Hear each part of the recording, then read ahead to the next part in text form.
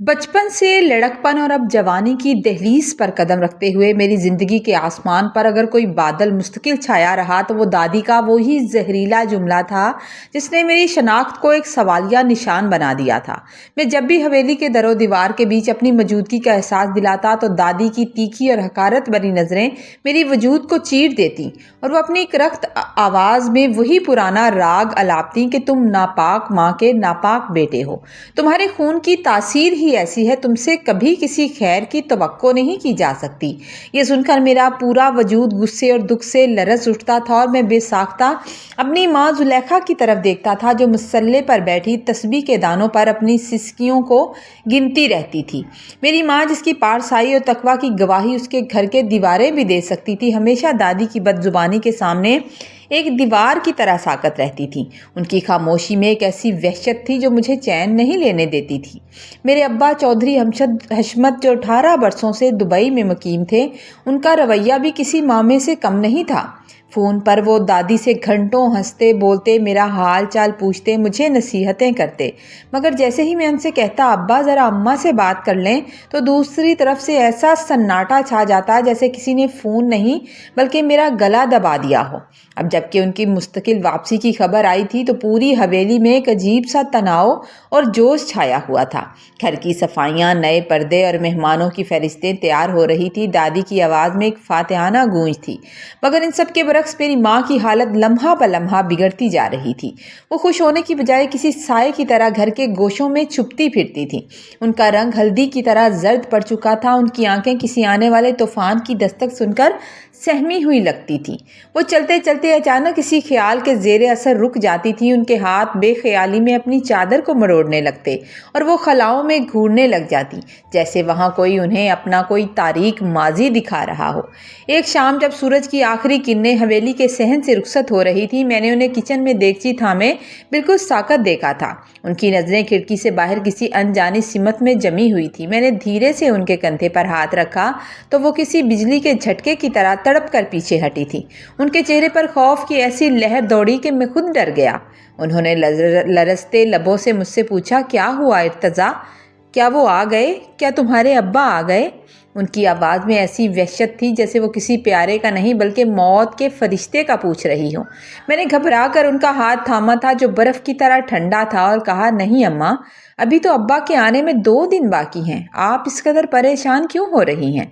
आखिर ऐसी क्या बात है जो आपको अंदर ही अंदर खाए जा रही है? मेरी बात सुनकर उन्होंने एक लंबी और ठंडी आह भरी थी, अपने माथे पर आए पसीने को दुपट्टे के पल्लू से पोंछा और सर को एक जोरदार झटका देकर खुद को संभालने की नाकाम कोशिश की थी। वो ज़ेरे लब बुड़बड़ाई, हाँ सच, अभी तो 2 दिन बाकी हैं। पता नहीं मैं क्या सोच रही थी, मेरा दिमाग बस मेरा साथ नहीं दे रहा। उनकी इस कैफियत ने मेरे अंदर ये शक पैदा कर दिया था कि अब्बा की वापसी महज एक मलाप नहीं बल्कि किसी पुराने हिसाब किताब की वो किताब है, वो बाब है जिसे आज तक मुझसे छुपा कर रखा गया था और जिस नापाकी का ताना मुझे दिया जाता था उसका असल सच अब्बा की वापसी के साथ ही जहर घोलने वाला था।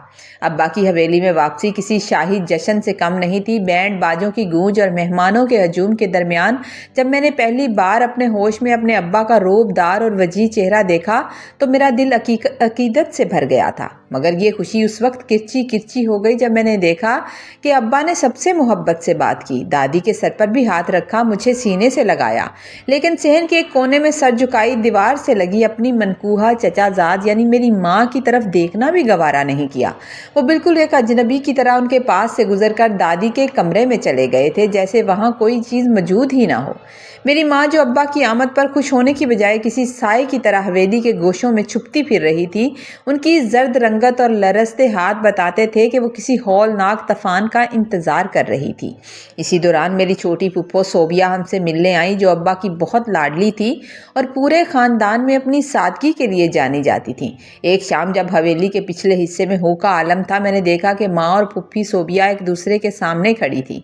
मैं तजस्सुस के मारे दीवार की ओट में दबक गया और वहाँ जो राज खुला उसने मेरे पैरों तले ज़मीन निकाल दी।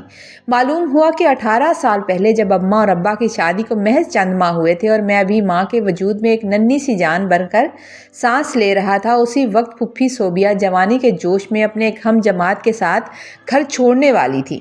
कि ऐन मौका पर पकड़ी गई उस नाजुक मोड़ पर जब खानदानी वकार दांव पर लगा हुआ था, मेरी माँ ने अपनी छोटी नंद का घर बचाने और ज़िंदगी बचाने के लिए वो होलनाक इल्ज़ाम अपने सर ले लिया था और सबके सामने ये सफ़ेद झूठ बोल दिया था कि ये लड़का मेरे कॉलेज का दोस्त है, ये मुझे पसंद करता है और मुझसे मिलने आया था, मगर मैं इसे यहाँ से जाने का कह रही थी। माँ के एक जुमले ने फुप्पो को तो बचा लिया, लेकिन उनके अपने दामन पर वो दाग लगा जिसे अब्बा बर्दाश्त न कर सके। वो शदीद नफ़रत और दुख की हालत में उसी वक्त घर छोड़कर चले गए थे और फिर 18 साल तक पलटकर माँ की शक्ल तक नहीं देखी थी। माँ फुप्पो के सामने हाथ जोड़कर गिड़गिड़ा रही थी, सोबिया, खुदा के लिए इस राख को मत करे दो। अब तुम्हारी बेटियां जवान हैं, अगर ये सच खुला तो तुम्हारा भी बसा बसाया घर उजड़ जाएगा। मेरी कुर्बानी को ज़ाया मत करो। मगर फुप्पो के सब्र का पैमाना लबरेज हो चुका था। उन्होंने रोते हुए कहा, भाभी बहुत हो गया, आपने मेरी खातिर अपनी पूरी जवानी इस जहन्नम में गुजार दी। भाई आपको नापाक कहते हैं, जबकि आप तो इस घर की आबरू की मुहाफिज हैं। फुप्पो दीवानावार अब्बा के कमरे की तरफ बढ़ने लगी थी, जहां दादी के साथ अब्बा बैठे हुए थे।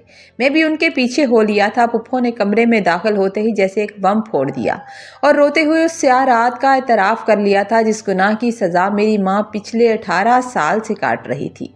वो दरअसल उनका अपना था। अब्बा के हाथ से चाय की प्याली फर्श पर गिरकर पाश पाश हो गई। उनके चेहरे पर सदमे और पछतावे के वो रंग उभरे जिन्हें देखकर मेरा दिल दहल गया। मैंने मुड़कर सहन में देखा, जहां मेरी मासूम और नमाजी माँ अब भी अंधेरे में खड़ी थी, मगर अब मुझे समझ आया था कि वो नापाक नहीं थी, बल्कि इस खानदान की वो अजीम औरत थी जिसने सबकी इज्जत बचाने के लिए खुद को मिट्टी में मिला दिया था।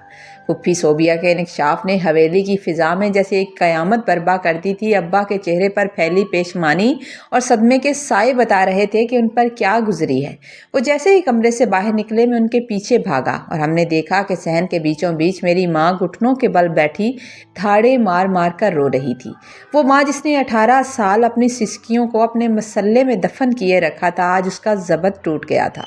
वो इसी तरह ज़ारो कतार रो रही थी कि अर्श हिल जाए। मैंने अपनी पूरी ज़िंदगी में अपनी माँ का खामोश रूप देखा था। अब्बा कांपते कदमों से उनके करीब बैठे और उनके सामने हाथ जोड़कर ज़मीन पर बैठ गए। उनकी आवाज़ हलक में फंस गई थी जब उन्होंने कहा कि ज़ुलेखा, खुदा के लिए मुझे माफ़ कर दो, मुझसे बहुत बड़ी गलती गुनाह हो गया। मैंने अपनी अना में तुम्हारी पाकीज़गी को नहीं देखा। माँ ने अपने आंसुओं से भीगा चेहरा उठाया। उनकी आंखों में कैसी तपश थी जो अब्बा के वजूद को जला रही थी। उन्होंने भराई हुई अल्फाज में पूछा था, सिर्फ माफ़ी? क्या 18 साल की अजियत की कीमत सिर्फ एक माफ़ी है? हशमत, फ़र्ज़ करो उस दिन वहाँ सोबिया ना भी होती और वहाँ वाकई मेरा कोई दोस्त मुझसे मिलने आता, तो क्या आपको मेरे किरदार पर इतना भी भरोसा नहीं था? क्या आप नहीं जानते थे कि मैं कैसी औरत हूँ? क्या आपको लगा कि आपकी मौजूदगी में मैं किसी गैर मर्द का सोच भी सकती थी? आपने सिर्फ एक शक की बुनियाद पर मेरी पूरी जवानी, मेरी इज्जत और मेरी ज़िंदगी के बेहतरीन साल मिट्टी में मिला दिए। मैं इसी डर में जीती रही कि कहीं आप मुझे तलाक ना दे दें। क्या तुम मर्दों में इतना ज़र्फ नहीं होता कि औरत की मोहब्बत, उसकी वफा को समझ सको? अब्बा सर झुकाए खामोश थे, जबकि माँ का दुख लावे की तरह बह रहा था। हम औरतें भी तो गोश्त पोस्त की बनी होती हैं। शादी के बाद तुम मर्द चाहे कितनी ही औरतों से मिलो, दोस्तियाँ रखो, हम तुम्हारे नाम पर अपनी पूरी ज़िंदगी गुजार देती हैं, लेकिन तुम मर्दों को अपनी अना प्यारी होती है। आखिरकार वक़्त के मरहम ने ज़ख्मों को भर दिया और मेरी माँ ने अपने वसी ज़रफ़ का सबूत देते हुए अब्बा को माफ़ कर दिया। अब हमारी ज़िंदगी पुरसुकून है, लेकिन मैं अपने खुद एक जवान मर्द होकर अक्सर ये सोचता हूँ कि हम मर्द कितने खुदगर्ज हैं। शादी के बाद कई मर्द माशके चलाते हैं, गैर औरतों से ताल्लुकात रखते हैं, लेकिन उनकी बीवियाँ सब जानते हुए भी निभा कर लेती हैं। मगर हमें अपनी बीवी पर अगर ज़रा सा शक हो जाए तो हम उसकी पूरी ज़िंदगी जहन्नम बना देते हैं। उसे तलाक देने में एक लम्हा नहीं लगाते और उसे नापाक करार देकर उसका वजूद ही ख़त्म कर देते हैं। काश के मर्दों का ज़र्फ़ भी औरतों जितना बड़ा होता। मैं आज हर सुनने वाले पढ़ने वालों से ये सवाल करना चाहता हूँ कि ये फ़र्क और ये तज़ाद क्यों है? अगर एक औरत शादी के बाद किसी गैर मर्द से भी बात भी कर ले तो उसे फ़ौरन गंदे किरदार की औरत करार दिया जाता है, लेकिन वही मर्द जो शादी के बाद दूसरी औरतों से ताल्लुकात रखे, फ़ोन पर बात करे, माशके चलाते हैं, उन्हें कभी गंदे किरदार का क्यों नहीं कहा जाता? आखिर ऐसा क्यों है कि माशरे के तराजू में मर्द का पलड़ा हमेशा भारी रहता है? حالانکہ شادی کے بندھن میں بندھنے کے بعد اگر کوئی بے وفائی گناہ ہے تو مرد عورت دونوں کے لیے برابر ہونی چاہیے، کیونکہ ایک عورت کو تو شک کی بنیاد پر جیتے جی مار دیا جاتا ہے، مگر مرد کے سنگین گناہوں پر بھی پردے ڈال دیے جاتے ہیں۔ کیا خدا کے ہاں گناہ کی سزا دونوں کے لیے الگ الگ ہے؟ یہ وہ سوال ہے جس کا جواب شاید ہمارے معاشرے کی انا کے پاس نہیں ہے، لیکن میری ماں جیسی ہزاروں عورتوں کی برباد شدہ زندگی میں یہ چیخ بن کر گونجتا ہے۔